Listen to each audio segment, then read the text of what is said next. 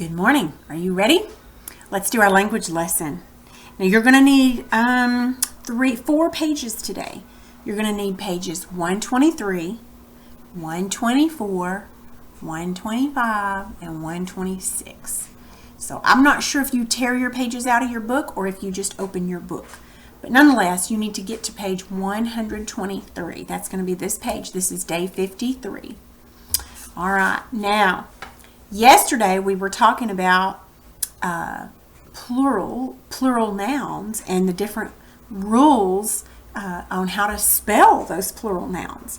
Well, today we're going to start talking about a little bit about abbreviations. Last week we learned about the abbreviations for the days of the week. Remember, an abbreviation is a short way to write a word. So, do you remember the abbreviations for the days of the week? Do you think you can write these without looking back? Let me help you with this one. So Sunday is the first day of the week. Do you remember the abbreviation for Sunday? Can you write it before me? Now make sure you write it correctly. I'm going to give you just a second and see if you can write the abbreviation before I do. Okay, here I go. I hope you got it right.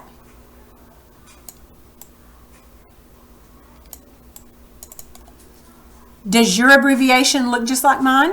Do you have a capital S and a period at the end and it's spelled this way? If it is, that means you got it right.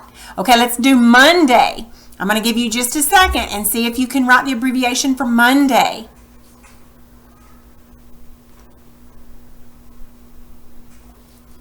Okay, I'm going to go ahead and write it. I hope you got it right.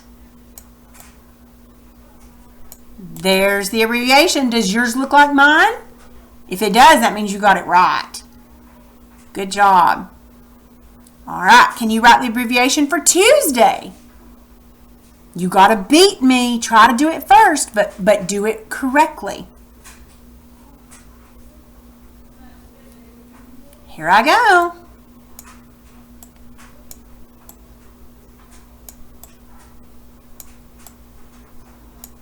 Woo! That's the abbreviation for Tuesday. Can you do the abbreviation for Wednesday?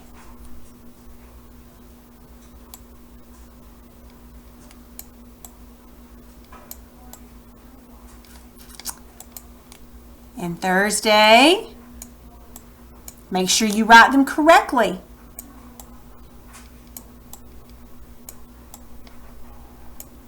It's very important.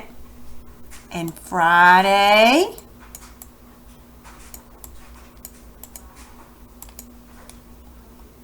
and Saturday. I hope you got all of those right without my help. Those are the abbreviations for the days of the week. Now let's look at this page. We're going to look now at the abbreviations for the months of the year. Okay? You can do the abbreviation for almost all of them, but there's a few of the months that are so short, they don't have an abbreviation. There's January, there's the abbreviation, February, March, April. Look at May and June. They're so short that they don't have an abbreviation. So we're going to circle this one, May, and June, and July. May, June, and July. They don't have abbreviations because they're already so short. August, September, October, November, December. Notice that the abbreviation is usually the first 3 or sometimes the first 4 letters of the word. And then they put a period. It's just a shortened way of writing that word. All right, so down here, let's write the abbreviation for each of the months. Okay, now if it's May, June, or July and it doesn't have an abbreviation, then you just have to write the whole thing. Okay, so let's go ahead and write January.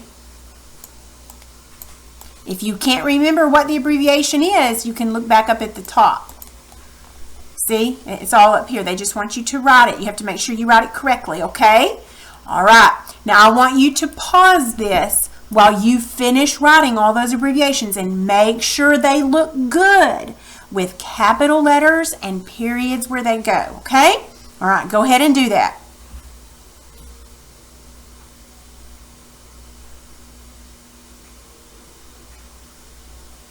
All right, did you write your abbreviations? I hope they look good. Do they look really nice? All of them? Now for May and June and July, did you just write the name of the month? Because they don't have an abbreviation because they're already so short. So make sure you wrote those out.